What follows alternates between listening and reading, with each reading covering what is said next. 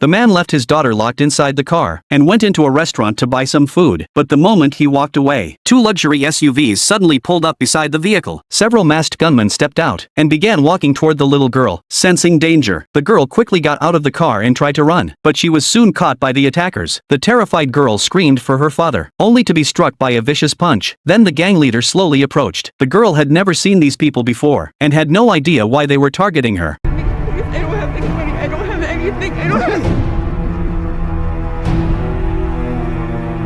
I don't want your money, little girl. I want your soul. Meanwhile, her father was still inside the restaurant, completely unaware of what was happening outside, until one of the gunmen raised his weapon.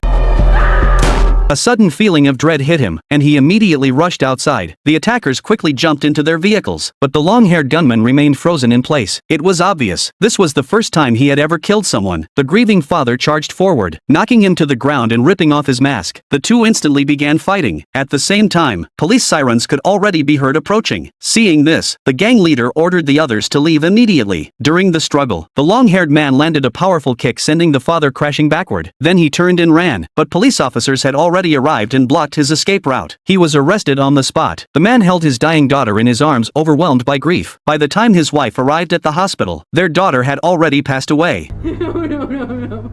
Their once happy family was shattered in an instant, and the reason why all this happened was simply because the gang boss was testing his godson. He had ordered him to go out and kill a random person. If he escaped or later got out of prison, he would officially become a member of the gang. The girl had simply become the unlucky victim. After losing their daughter, the family was consumed by unbearable pain. Then came even worse news. The prosecutor informed the father that the long-haired suspect only admitted to resisting arrest and assaulting police officers. He denied everything else. Because there were no surveillance cameras and no eyewitnesses at the scene, there was no direct evidence linking him to the murder. At most, he could receive a sentence of 3 to 5 years, and with good behavior, the sentence could be reduced even further. The father was devastated. The man had murdered his daughter, yet Mike received such a light punishment. He simply could not accept it. The next day in court, when the judge asked for his statement, the father made a decision that shocked everyone present. Not sure I can confidently identify that man as the attacker.